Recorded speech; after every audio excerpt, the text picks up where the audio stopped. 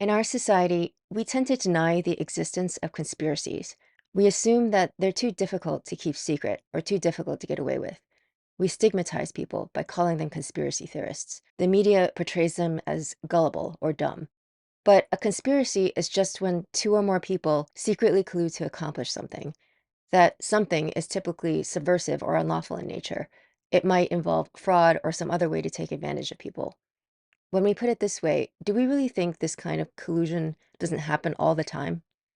Moreover, history shows many examples of wild conspiracy theories that turned out to be true. Even agencies like the CIA and the FBI have admitted as much. And as we'll get into later, many of the most egregious conspiracies were even kept secret for decades. Yet, for some reason, knowledge of these conspiracies doesn't change people's worldviews. If some conspiracies are real, isn't it rational to entertain conspiracy theories at least some of the time? That's not to say that we should uncritically believe most or all conspiracy theories, but the stigma attached to conspiracy theories prevents us from critical thinking. By being overly skeptical of conspiracy theories, we are unknowingly closing our eyes to the workings of power and strategy in our society today. In part 1 of this video, we'll go over some crazy sounding conspiracy theories that turned out to be true. In most of these cases, the entities that pulled off the conspiracies even admitted to them. In part 2, we'll look into how the public was propagandized into stigmatizing conspiracy theories. In part 3, we'll study how a real conspiracy was implemented, as told by the conspirators themselves. In part 4, we'll explore how to become better, more nuanced conspiracy theorists. By the end of this video, you will most likely be convinced that we should be engaging in more conspiracy theories, not less. Let's start with a kind of conspiracy that probably happens all the time. It involves executives at the pharmaceutical company Merck and how they covered up the dangers of their drug Vioxx. The reason we know about this particular conspiracy is that numerous lawsuits were raised against the company in the early 2000s, and as a result of the lawsuits, we have numerous internal emails and memos from the company. They reveal that Merck made a hit list of doctors that criticized Vioxx. The list of doctors' names had labels like neutralize, neutralized, or discredit next to them. Another email showed company executives complaining about doctors who criticized their drug. We may need to seek them out and destroy them where they live, they said. Merck even created a fake peer-reviewed journal in which to publish articles that were favorable to Vioxx. And their clinical trial, which was supposed to study the safety of the drug, left out key data, which made the risk of cardiovascular side effects from their drug look lower. Emails showed that company executives were aware of the cardiovascular risks associated with Vioxx years before the drug was pulled from the market in 2004. It's estimated that up to 140,000 Americans suffered heart attacks or strokes as a result of their drug. There have also been cases of companies colluding with each other.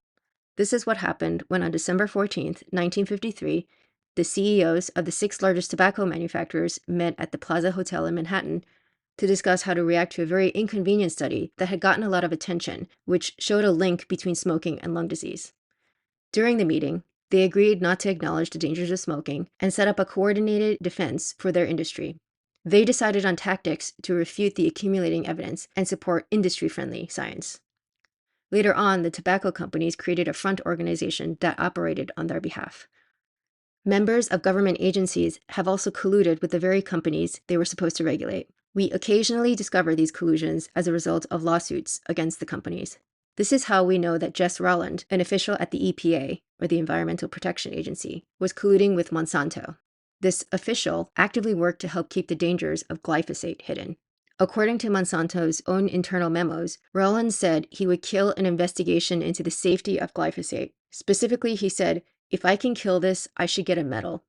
Internal emails also showed a Monsanto executive suggesting that they hire academics to put their names on ghost-written research papers. Members of U.S. government agencies have participated in even more egregious conspiracies.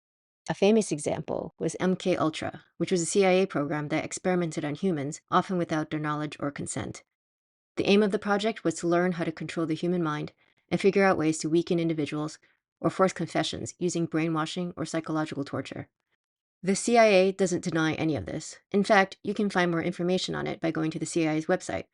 Go under Library, then go to FOIA Reading Room and do a search for MKUltra. The program manipulated its subjects by using drugs like LSD, electroshock, hypnosis, sensory deprivation, isolation, and torture. We don't even know the full extent of what happened under the program because the CIA director at the time ordered that all the MKUltra files be destroyed. The only reason we know about the program was that some documents survived and were discovered in 1977. It wasn't just the government that was involved. Several prominent medical research institutions and government hospitals in the United States and Canada were involved in secret. The CIA was not the only government agency that experimented on humans without their informed consent. In 1932, the Public Health Service led a study called the Tuskegee Study of Untreated Syphilis in the Negro Male and recruited 600 Black American men for the study. The men were not informed of the nature of the experiment, and for 40 years, these men were given dangerous chemicals and unnecessary medical procedures. It gets even worse. By 1947, we had a cure for syphilis, penicillin, but this was withheld from the men. It wasn't until 40 years later, when a leak to the press led to the public becoming aware of this. The military has also secretly experimented on people. In just one example of many, in 1950, the U.S. Navy sprayed certain types of bacteria over the San Francisco Bay Area in order to determine how vulnerable it could be to a bioweapon attack. It killed at least one American and hospitalized at least 10 more. The outbreak was so unusual that doctors wrote it up for a medical journal. Certain types of bacteria were also sprayed on New York City subway riders in 1966. And there were multiple times when the Army sprayed zinc cadmium sulfide over much of the United States and Canada in order to test dispersal patterns and the geographic range of chemical or biological weapons. The long-term health effects of this are unknown. The tests did not become public until the early 1990s. The U.S. government has also admitted to surveilling, infiltrating, and purposefully discrediting American political organizations that they perceived as subversive. One example of this was a series of projects that the FBI conducted from 1956 to 1971 called COINTELPRO. Again, the FBI has admitted to this. The purpose of this program was to disrupt dissident political organizations like communist parties, anti-war activists, white supremacist groups, civil rights, and Black Power activists. They infiltrated these groups to splinter the groups from within or steer them towards negative actions that would turn the public against them. They planted false media stories about them, spread misinformation about meetings and events, abused the legal system to harass dissidents to make them appear to be criminals, conspired with local police departments to threaten them and conduct illegal break-ins. They oversaw the creation of documentaries and other propaganda to undermine organizations or paint them as aggressive. They monitored Martin Luther King Jr. and bugged his home and hotel rooms. The only reason we know about the program was when a group of activists burgled an FBI office and took several documents and exposed them to news agencies. Many news organizations initially refused to publish the information. Some of the documents were also revealed during Senator Frank Church's investigation into the FBI in 1976. Unfortunately, many of the documents were partly or entirely redacted. The investigation revealed that the FBI had been doing these kinds of things as far back as World War I. According to the investigation, while the declared purposes of these programs were to protect the national security or prevent violence, Bureau witnesses admit that many of the targets were nonviolent and most had no connections with a foreign power. When it first started, I was followed in a car, and my phone was tapped. Now, we lost the phone tapping case because how do you prove your phone was tapped? Now, at that time, it was pre-Watergate, so you can imagine John Lennon says his phone's tapped and there's men following in the car. And, but I went on a TV show here, a talk show at night, and said this was happening to me, and it stopped the next day. And I think they wanted me to know, to scare me, and I was scared, paranoid, you know. And people thought I was crazy then, you know. I mean, they do anyway, but I mean, more so, you know, Lennon, oh, you big-headed maniac, right?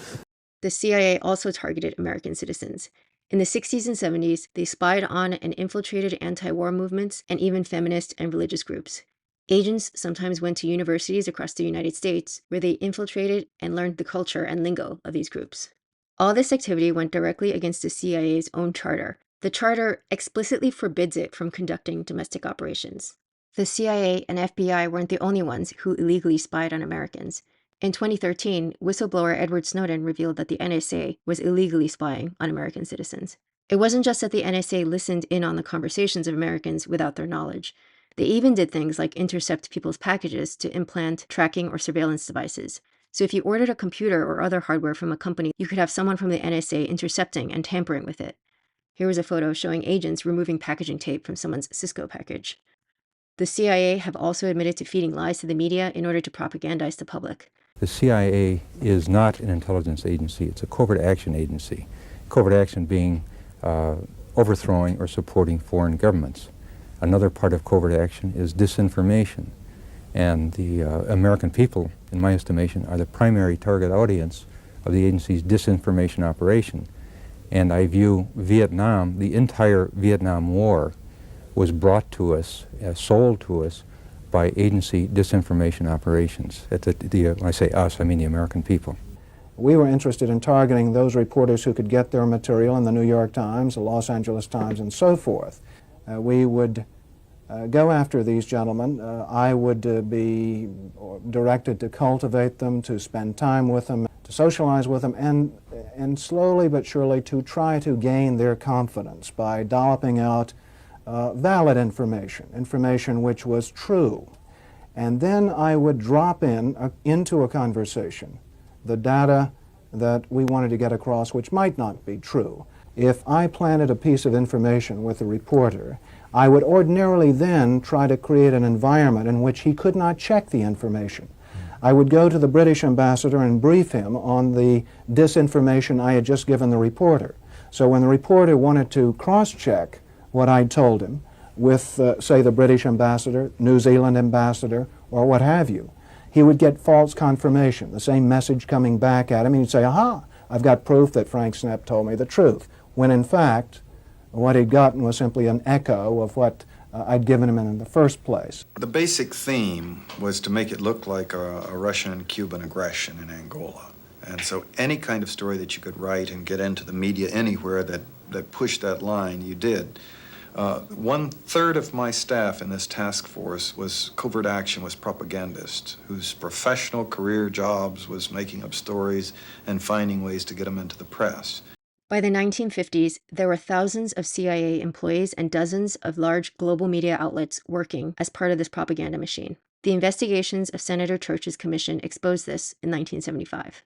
Later, a 1977 Rolling Stone article expanded on the investigation and found that more than 400 U.S. press members had secretly carried out assignments for the CIA, including members of the New York Times and Time magazine. The CIA also sought to denigrate conspiracy theorists after the JFK assassination. In 1967, they released a dispatch called Countering Criticism of the Warren Report, which outlined ways to discredit anyone who questioned the official narrative about the assassination. It included things like, point out also that parts of the conspiracy talk appear to be deliberately generated by communist propaganda, urge them to use their influence to discourage unfounded and irresponsible speculation. It promoted the use of, quote, friendly elite contacts, especially politicians and editors, and other, quote, propaganda assets, like book reviews and feature articles to help spread their propaganda. The term conspiracy theory has been around since at least the 1800s. However, since the JFK assassination, use of the term conspiracy theory increased and often served to denigrate conspiracy theorists. More on that later. The CIA has also had a long history of using Hollywood to spread its propaganda. The agency's precursor during World War II, which was called the Office of Strategic Services, or OSS, created this memo, which was eventually declassified. It details how the motion picture can be used as a weapon of psychological warfare. Even more information can be found in this book, The CIA in Hollywood. The amount of influence that the CIA has had on entertainment might be small compared to the Pentagon. This report found that between 1911 and 2017, more than 800 films received support from the Department of Defense. This included films like Transformers and Iron Man. Over 1,100 titles on television also received Pentagon backing. The Pentagon has also used the media to spread its propaganda. This New York Times article revealed that Pentagon records, quote, reveal a symbiotic relationship where the usual dividing lines between government and journalism have been obliterated. It detailed a pattern of retired officers going on to become analysts on networks. These analysts would act as media Trojan horses, intended to shape coverage from inside the networks. Most of the analysts had ties to military contractors and were therefore incentivized to promote war. Those business relationships were hardly ever disclosed to the viewers. This phenomenon of military or security state officials going on to work for media networks is still happening today. In fact, much of it is out in the open. For example, former CIA Director John Brennan went on to work at NBC as a, quote, senior national security and intelligence analyst. And James Clapper, former Director of National Intelligence, went on to work at CNN. Lesser-known agencies like USAID and the National Endowment for Democracy have also increasingly played a role in propagandizing the public. The CIA has also admitted to overthrowing governments. Here was just one example from 1953, when the CIA overthrew the democratically elected Prime Minister of Iran at the time and installed someone else. In fact, the US government is responsible for multiple coup attempts, according to the work of Lindsay O'Rourke, whose dissertation on this topic turned into the book Covert Regime Change. According to her research, there were 64 attempted covert regime changes during just the Cold War period of 1947 to 89, of which 25 succeeded. Some methods to implement coups included assassination, election meddling, and supporting armed dissidents. The CIA also attempted to assassinate Castro numerous times. Some details of this came out in 1975, again as a result of Senator Church's committee investigations. Another thing we learned from this commission was that the CIA had developed what was called a heart attack gun. This was a pistol with a neurotoxin derived from shellfish. This neurotoxin could be frozen and fired from the pistol. The poison would then melt, and within minutes, the victim would be dead. So, to sum up, the government secretly experimented on people without their consent, infiltrated and disrupted dissident groups, regularly tried to overthrow other governments, purposefully fed lies to the media, spied on its own citizens without warrants or consent, in some cases colluded with the companies they were supposed to regulate. Intelligence agencies have used sexual blackmail. Among the examples of private sector collusion, there were executives of companies discussing ways to lie about the harms of their products. Pharmaceutical companies have bribed doctors, instigated hit jobs on critics, set up fake studies. There are many others we could have covered, like Operation Paperclip, which was a U.S. intelligence program that brought Nazi scientists to the U.S., Operation Northwood, which was a proposal to enact a false flag operation to commit acts of terrorism against Americans and then blame it on the Cuban government. We could have talked about the role of intelligence agencies in the Charles Manson murders or the revelations of WikiLeaks or Daniel Ellsberg. Given that crazy conspiracies like this have actually happened, we don't spend enough time thinking about what this means. Knowing that these things happened should shift our worldview. Now, it's possible to get too paranoid and think that everything is a conspiracy. We'll address this more later. But in our society today, we err too much on the side of discounting conspiracies. There's this assumption that conspiracies are too difficult to get away with, that they can't be kept secret.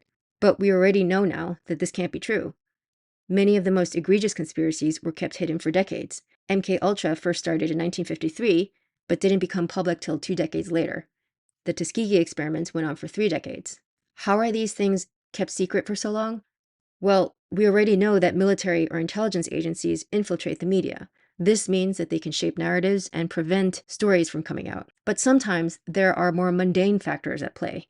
Edward Snowden, in his book Permanent Record, wrote about how we overestimate the media's ability to uncover secrets, especially with topics that involve specialized knowledge. This was how they missed the story that Snowden would eventually uncover, how the NSA had been conducting secret mass surveillance on its citizens. Quote, "It was this lack of expertise or even interest in tech that largely caused journalists to miss 2 events that stunned me during the course of my fact-gathering about mass surveillance. The first thing the journalists missed was the NSA's announcement of the construction of a vast new data facility." Snowden wrote, "There was simply no reason to build something to those specs unless you were planning on storing absolutely everything forever. Here was, to my mind, the plain as day corroboration of a crime, and no one was paying attention." The second event was when the chief technology officer of the CIA, Ira Gus Hunt, spoke at a data conference. He told the journalists that the agency could track their smartphones even when they were turned off, that the agency could surveil every single one of their communications. He even said, And so what's happened is that technology in this world is moving faster than government or law can keep up.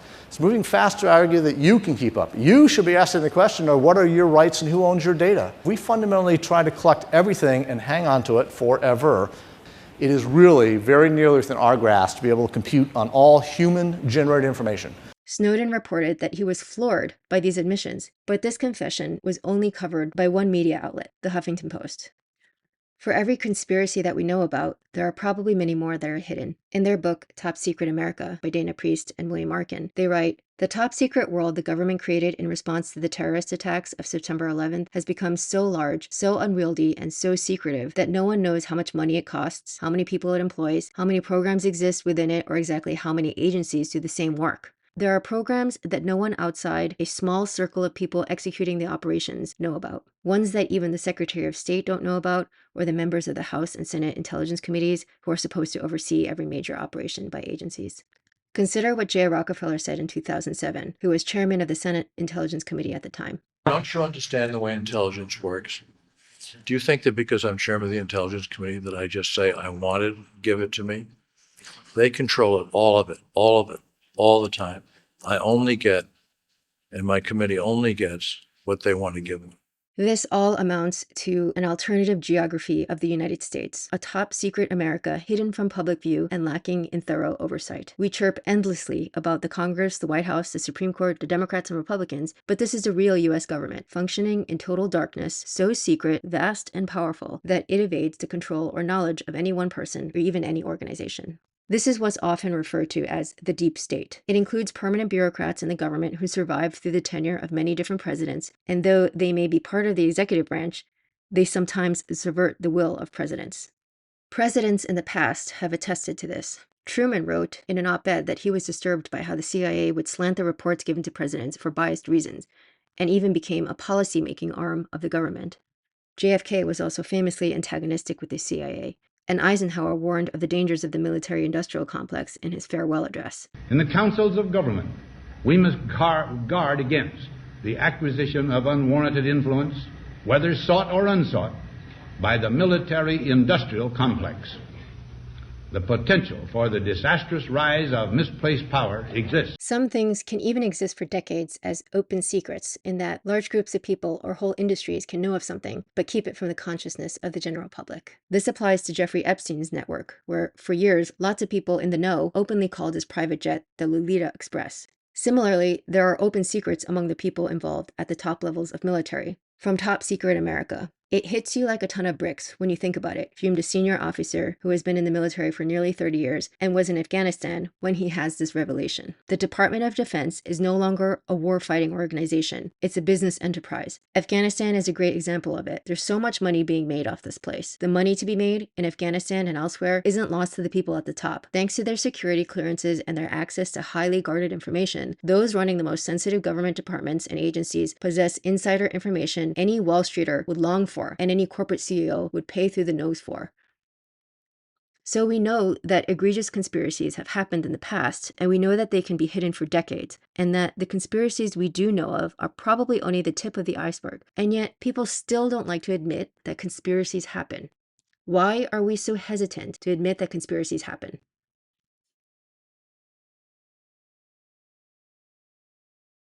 We can find many media articles denigrating conspiracy theories and even calling them dangerous. We've been propagandized to believe that conspiracy theorizing is shameful. Since we know that government agencies and the military have infiltrated media outlets in the past, it's not overly paranoid to ask whether at least some of these articles might be part of a deliberate propaganda campaign. Let's look at a recent example of what might have been coordinated propaganda. The numerous attacks in the media against the lab leak theory for the origins of SARS-CoV-2. During the early years of COVID, corporate media outlets told us that this was just a fringe conspiracy theory.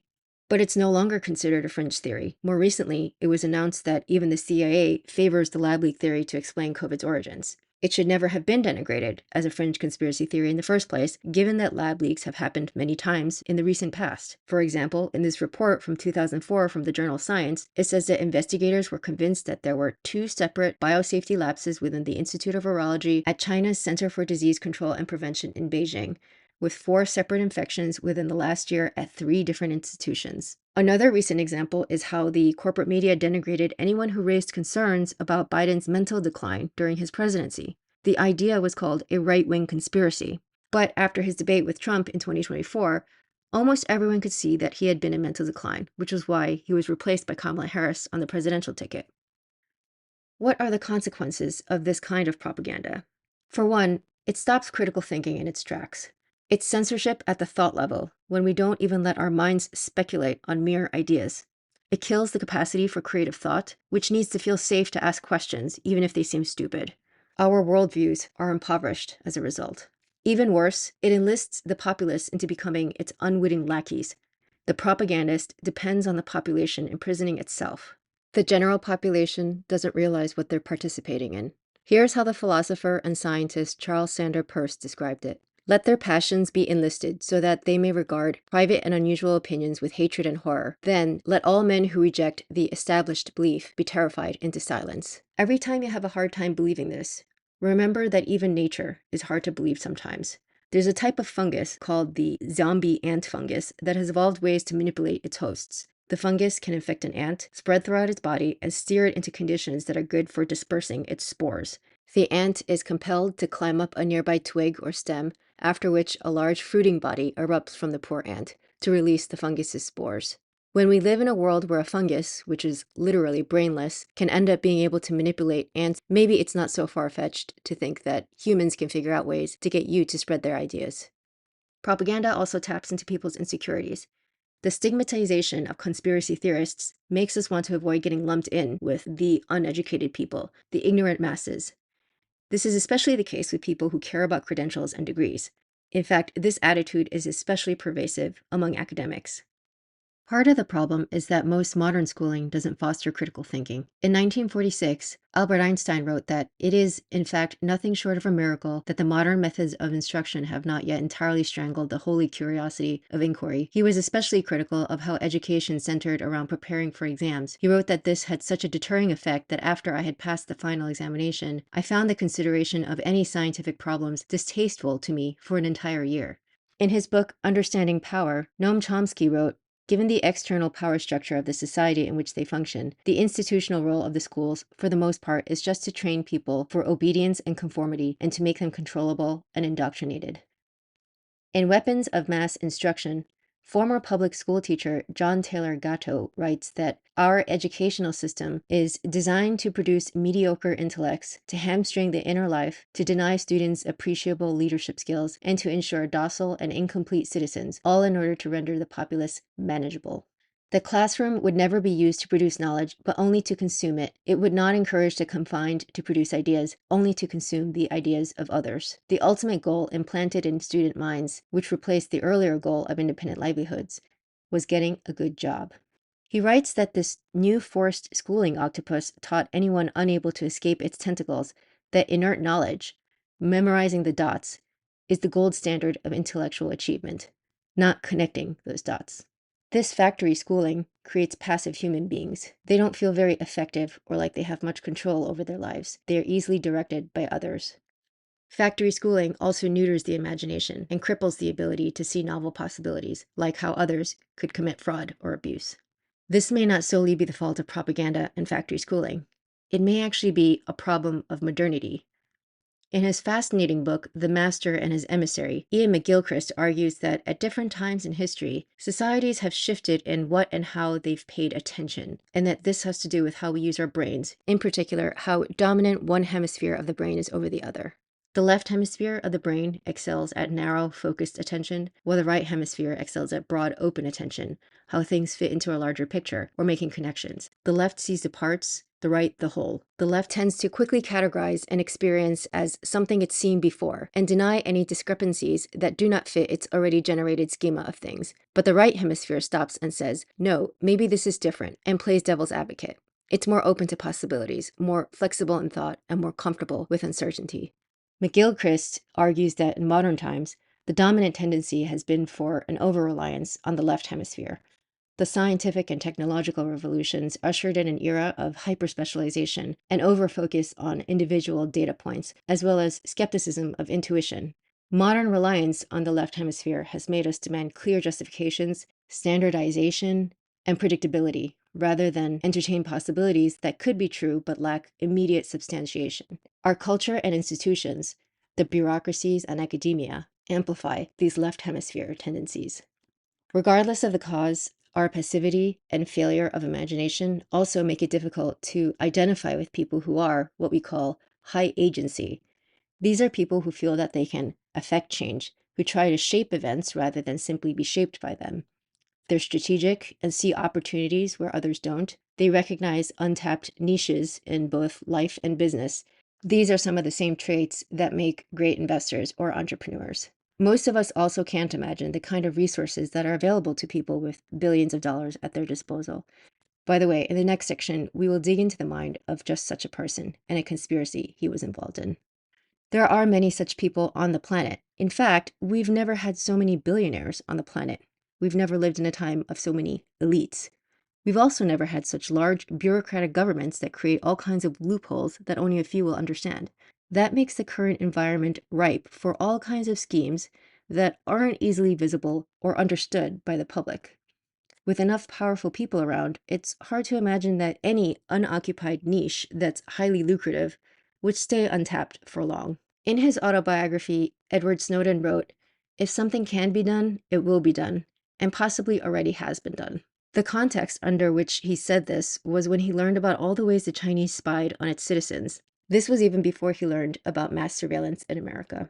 When he learned what the Chinese were doing, he thought, there was simply no way for America to have so much information about what the Chinese were doing without having done some of the very same things itself. We've now gotten to a point where schemes have gotten incredibly imaginative. One such example was described in the book Moneyland. This was a scheme for Chinese elites to get around tax laws.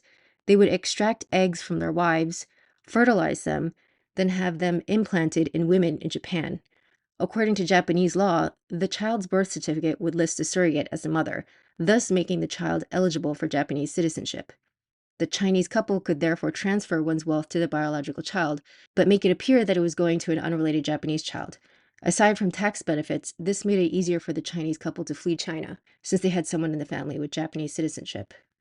Most of us probably couldn't imagine doing this, but then again, most of us aren't in a position where we could have so much to gain from such a scheme. Most of us also couldn't have imagined such a scheme in the first place, and this highlights how it's hard to know all the different ways to commit fraud until you get a certain level of access or expertise. So in fact, the type of person who denigrates conspiracy theories is also the type of person who either doesn't have much access to power or expertise, or can't even imagine what it's like to have those things. When we put it that way, perhaps these people deserve denigration even more than the gullible people who believe every conspiracy theory that comes their way.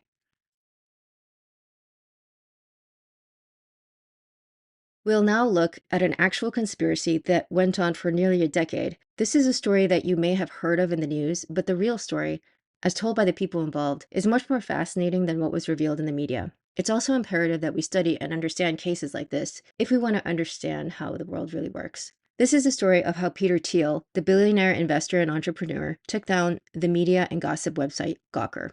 What makes this case special is that we have unprecedented knowledge of how this conspiracy went down because a writer, Ryan Holiday, was in the unique position of having access to both the conspirators and its victims and wrote about it in his book Conspiracy. If you look at most media articles about this story, they'll say that the reason Thiel went after Gawker was because he was angry that Gawker had published an article that outed him as gay in 2007.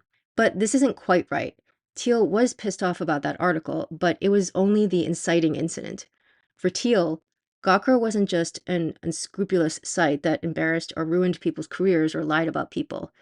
Thiel saw Gawker as emblematic of the broader problem of political correctness, which he saw as a toxic force in intellectual life and free society.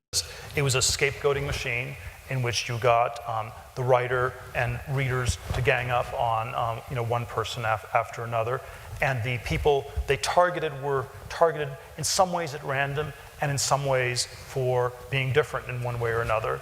And so I tend to think it was this scapegoating machine that basically pushed people towards not saying things or saying only very bland conformist things. It was only years after that 2007 Gawker piece that he decided to do something about what he called the Gawker problem. This happened in 2011 when a 26-year-old protege, who's called Mr. A in Ryan Holiday's book, pitched Thiel with a plan. Thiel should create a shell company to hire former investigative reporters and lawyers to find causes of action against Gawker. Mr. A even came up with a timeline and budget, 3 to 5 years and $10 million. Mr. A's motivations were different from Thiel's. Destroying Gawker was a way for him to make his mark and impress a big and important person.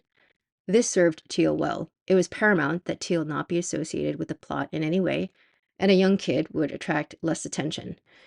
As a messenger, Mr. A could travel without getting noticed, plus Thiel was too busy to do all the work himself. The two got to scheming and contacted lawyers that could help. Mr. A settled on an unlikely conspirator, a lawyer that didn't have a particularly exceptional reputation, Charles Harder. Mr. A's pitch to the lawyer was, "I have been charged to take down a major media outlet by a group of wealthy individuals who will fund causes of action. Would you be interested?" Charles Harder was recruited. He was entirely comfortable acting on behalf of an unknown entity with unknown motivations. He and his staff would not learn the identity of his funder till years later. For months, Charles Harder watched Gawker like an ambush predator, waiting for them to slip up somehow. In 2012, that opportunity came when Gawker published a tape that showed Terry Bollea, otherwise known as Hulk Hogan, having sex with his best friend's wife. Hulk Hogan was devastated and loudly and publicly said that the video was recorded without consent. Charles Harder contacted Hogan's lawyer, and together they launched a $100 million lawsuit against Gawker. The lawsuit would be backed by Peter Thiel, but Hogan wouldn't find out who his benefactor was until the case was over, 4 years later. During that time, the Gawker people would make many mistakes that would later haunt them.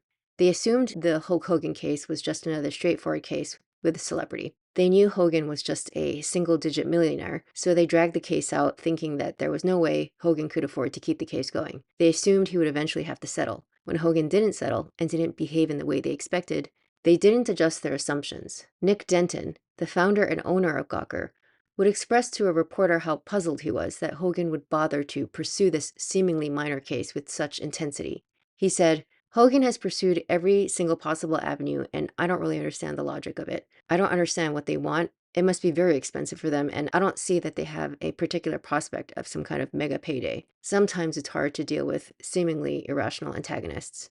Their assumption that Hogan was just irrational and their lack of curiosity about the situation would lead to their downfall. At multiple points during this saga, they probably could have peeled Hogan away from the conspiracy if they had apologized to him and offered a better settlement. This would have put Thiel's and Hogan's goals in conflict, but instead they taunted Hogan, which only lit a fire in him to completely destroy them. They also didn't take the initial depositions seriously, which would be videotaped and later shown to a jury. At the time, Gawker thought that there was no way these tapes would ever get shown to a jury. Again, they were so sure that they would settle, just like every other case they'd been involved in. During the deposition, they weren't prepared and even cracked jokes that would later make them look heartless and sociopathic. While they pursued the Hulk Hogan case, Thiel's team also looked for ways to hurt Gawker on other fronts.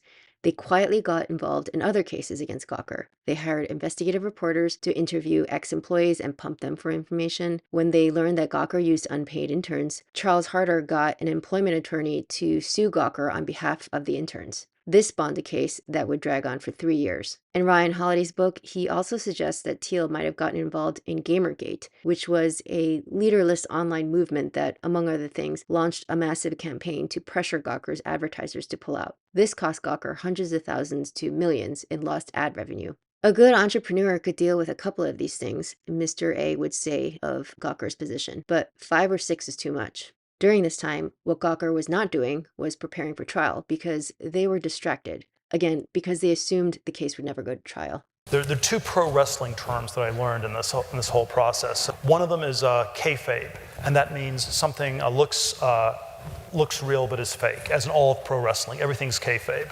And then a second term, very rare, is a shoot. And it's like if you're the designated commie Muslim wrestler who always loses, it's possible that one day on live TV, something will snap and you will decide to just win. And so a shoot is when things become real. Yeah, and when a real fight breaks out. And there's always a chance that things can become real. And one of the messages I relayed to Hulk Hogan on the eve of the trial, early 2016, was that the other side thought it was kayfabe. They thought it was all a theatrical production, and it was actually going to be a shoot. We were going to go to trial, and we were going to win. And I think they sincerely didn't even think we were going to go to trial even the day before. They thought, of course, it's all just theater. It's all going to settle. What's especially ironic is that just a week into trial, a legal blog would speculate, might a Gawker hater be covering Hulk Hogan's legal bills? But it was mostly ignored. It just seemed too insane. One reporter who was covering the trial in Tampa, Florida, got wind that something like this was going on. I guess there were sort of people from the Terry Bollea legal team that were talking about it, and then, wrote an article, is a Gawker hater secretly funding the lawsuit, Yeah. and then had sort of a whole analysis, but They guessed it. But the bottom line is they'd been told it, more or less. But then, I was talking to Mr. A. We had sort of an emergency phone call, and it was, wow, the game's just about up. We're not, we can't let this come out beforehand.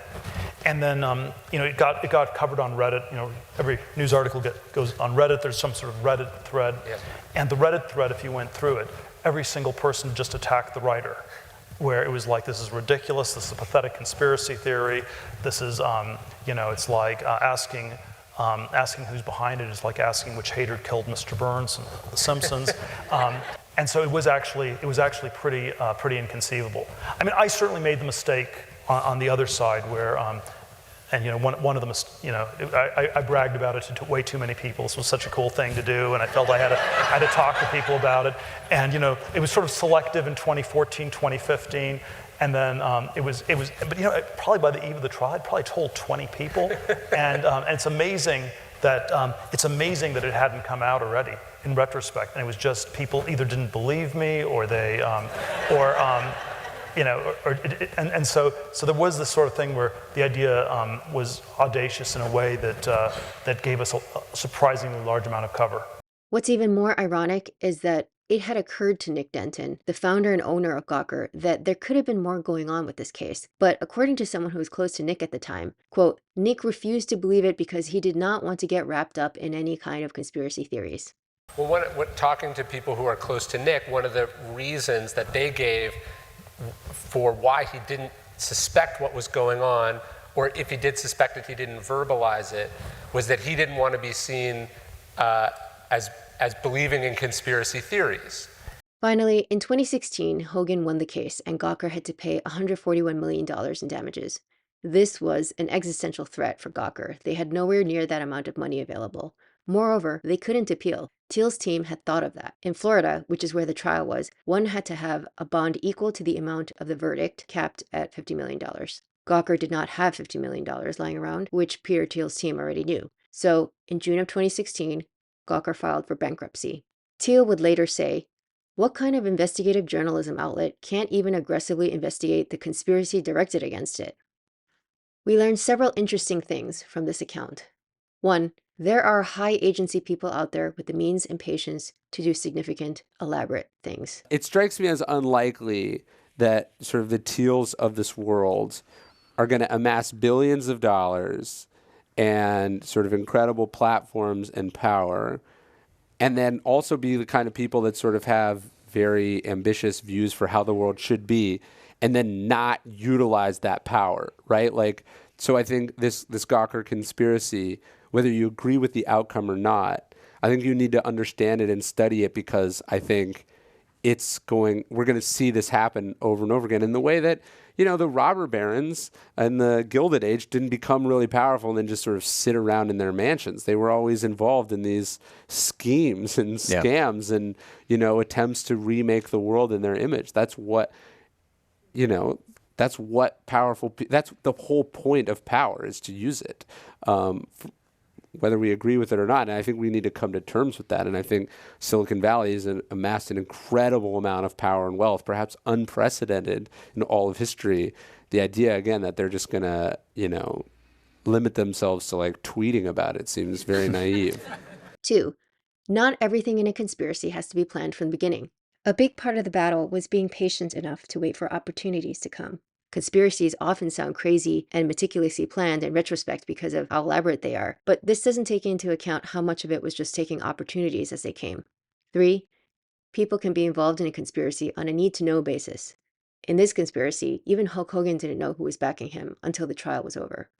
4. Conspiracies can be kept secret. Remember, Thiel had said that by the eve of the trial, he had told something like 20 people about the scheme, but somehow it still remained a secret. 5. Stigmatization of conspiracy theories helps conspirators get away with conspiracies. An advantage that the conspirators had was that their opposition would not let themselves entertain conspiracy theories. We live in a world where people don't think conspiracies are possible, Thiel once told Ryan Holiday. We tend to denounce conspiracy theories because we're skeptical of privileged claims to knowledge and of strong claims of human agency. Many people think they are not possible, that they can't be pulled off.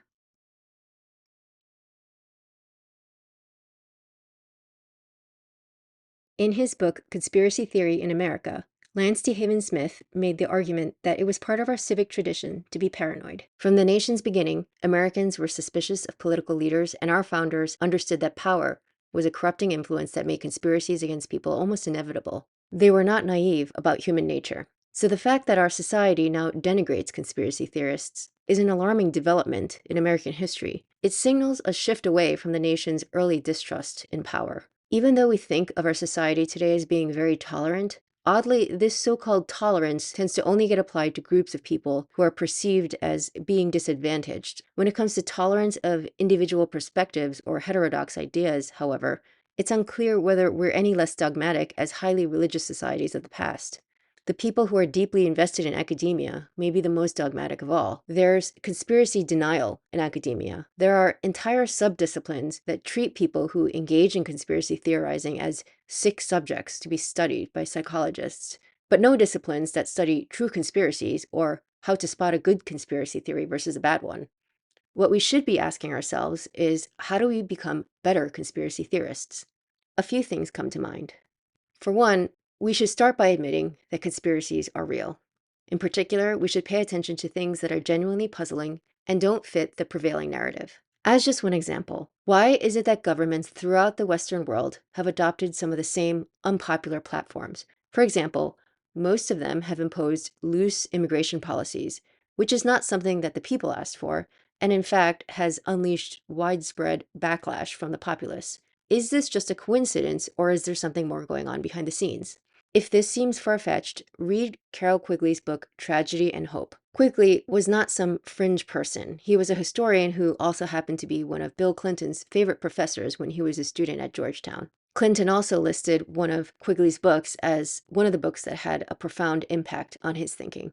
In his book, Tragedy and Hope, Quigley wrote of how Cecil Rhodes, the English magnate and politician in Southern Africa, spent much of his income on, quote, his desire to federate the English-speaking people and to bring all the habitable portions of the world under their control. Quigley also wrote of an Anglophile network which formed in the late 1800s in England and created front groups to exercise its agendas.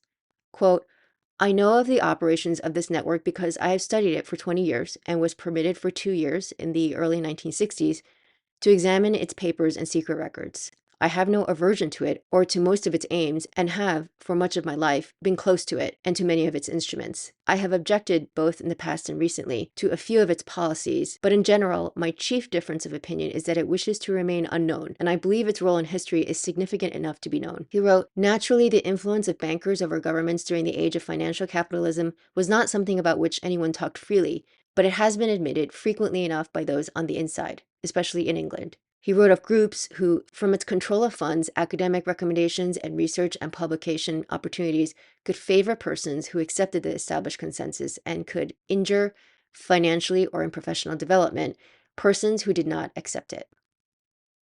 2. Study history. We should apply what we know about the past to the present. For example, now that we know that our government has infiltrated the media in the past and was involved in discrediting dissident groups, this should make us wary when we see media articles denigrating groups or calling them hate groups or fringe conspiracists. That narrative could have come from the State Department or the CIA or the National Endowment for Democracy or USAID or other agency. 3. Take history with a grain of salt. Given that powerful interests have manipulated narratives in the past, any history we read has to be taken with a grain of salt. This is especially the case for topics that people tend to get very emotional about. The reason they get emotional might be because they've been propagandized to become lackeys for a certain viewpoint. 4. Learn the landscape that we're in. The ways to commit fraud are not the same as what they were 100 years ago. We now have a globalized society with complicated laws and financial systems, giant bureaucratic governments, and multinational corporations. This makes for a complicated ecosystem with many new niches that have opened up for people to manipulate or defraud others. In the 1960s, C. Wright Mills wrote, "These hierarchies of state and corporation and army constitute the means of power. As such, they are now of a consequence not before equaled in human society." To bring up an example, for the first time in history, it's possible for a pharmaceutical company to have so much money that they can buy off all the major corporate media outlets, doctors' organizations, the top medical schools and journals, and influence bureaucrats in agencies like the FDA and the CDC. As a consumer and voter, if you don't recognize this new landscape, you're opening yourself up to manipulation. 5. Be wary of becoming overly cynical. It's possible to become cynical to the point where you believe that everyone who's powerful or a billionaire is nefarious or on the same team. We have to resist the urge to turn people into cartoon villains. If we apply what we know about human nature and the dynamics of groups, we'd realize that even within small groups, factions will form. There's no reason to think that all powerful people are on the same side or bad intentioned. We can keep this in mind while also acknowledging that there are sociopaths out there. Similarly, it's possible to read too much into connections. For example, if someone was once an intern at some organization decades ago, it doesn't mean that they're meaningfully linked to or align with that organization's agenda today. People are complicated and sometimes they change their minds. We should also keep in mind that sometimes groups of people can seem to be part of a conspiracy because they all seem to be acting towards the same goal, but it may just be that their interests are aligned. In the example with Gawker, we know that some of the lawsuits against it were funded by Peter Thiel, but some weren't. Gawker had made a lot of enemies over the years. 6. Be careful with Hanlon's razor. Hanlon's razor says to never attribute to malice that which is adequately explained by stupidity. Although this is something to keep in mind, I think in our society today, it tends to get used to discount conspiracy theories. Again, remember how easily the Gawker people just dismissed Hulk Hogan's actions as simply irrational. This doesn't mean that there isn't a lot of stupidity or incompetence in the world, but if you treat this like a rule of thumb, you may end up like Gawker. 7. Get better at knowing who to trust. None of us will be able to look deeply into every issue. On many issues, we will have to rely on others for help. That means it's imperative that you get good at judging who to trust. The people you trust should have a good track record when it comes to predicting things correctly. They don't have to have gotten everything right, since this is impossible, but trustworthy people will not shy away from correcting their mistakes. Beware of individuals who refuse to admit mistakes. 8. Last but not least, we should get comfortable with ambiguity. We should practice holding several ambiguous possibilities at once without premature closure on one outcome. This will require epistemic humility. We may never get all the information we need to get the full picture about something, and that is going to have to be okay. If you would like to support this work, please see the description below. Thanks for watching.